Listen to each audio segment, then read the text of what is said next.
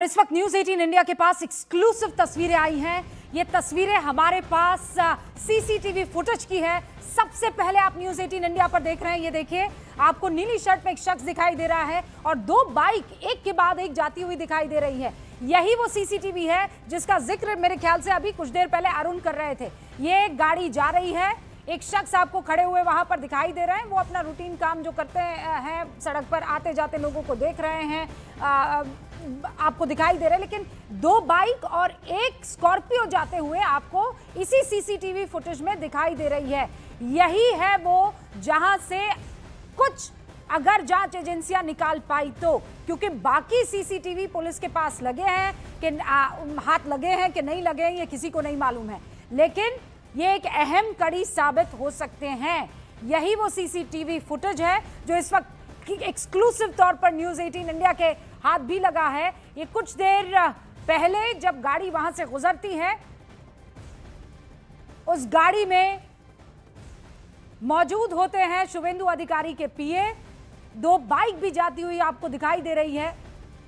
लेकिन इससे हासिल क्या होगा, क्योंकि चेचिस नंबर जो होता है वो भी इन हत्यारों ने हटा दिया।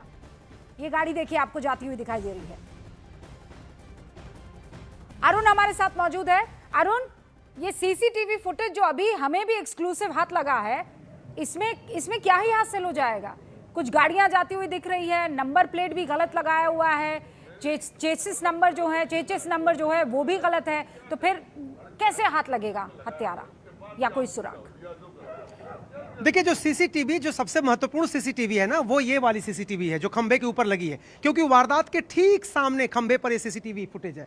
इससे एक बात अंदाजा जो मैंने देखा, जिस गाड़ी से अवरोध उत्पन्न किया गया था रूबी का, जिस गाड़ी को खड़ी करके उनकी गाड़ी को रोका गया था और उसके बाद गोली चलाई गई थी, वो गाड़ी इतनी जल्दबाजी में ड्राइवर ने बंद किया उसका दरवाजा कि उसका जो सीट बेल्ट होता है वो नीचे की तरफ था और दरवाजा बंद हो गया। यानी कार का सवार, उसका बस इतना काम था कि आपको उनकी गाड़ी रोक देनी, सामने गाड़ी लाके खड़ी कर देनी और आपको निकल जाना है। फिर दो मोटरसाइकिल सवार आते, वो ताबड़तोड़ गोली मारते। उनको पता है कि कहां बैठे हुए हैं शुभेंदु अधिकारी के पीए, उसी तरफ हमला करते हैं। वो ड्राइवर की तरफ गोली चली, लेकिन वो गोली टारगेटेड थी जो उनके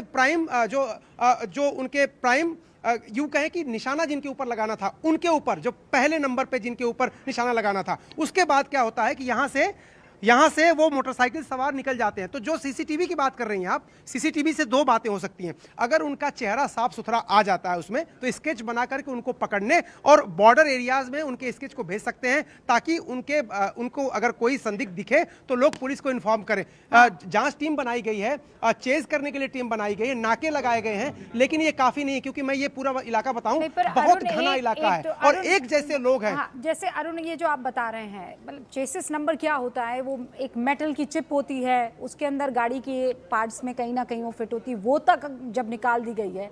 मैं ये कह रही हूँ कि और बगल में लगता हुआ बांग्लादेश की बॉर्डर, सिलीगुड़ी भी यहाँ से नज़दीक, एक वो एंगल भी जुड़ा है। पुलिस के लिए ये बहुत आसान, तो सीआईडी के लिए बहुत आसान तो नहीं होने वाला है, बिकॉज ये तो फुल प्रूफ प्लानिंग है।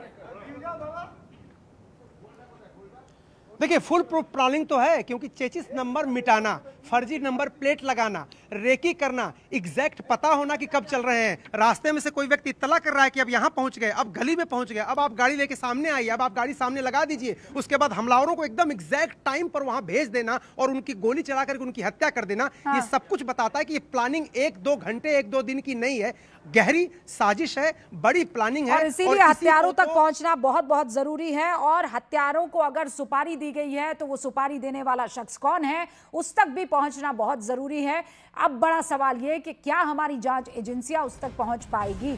फिलहाल आप दोनों का बहुत बहुत शुक्रिया।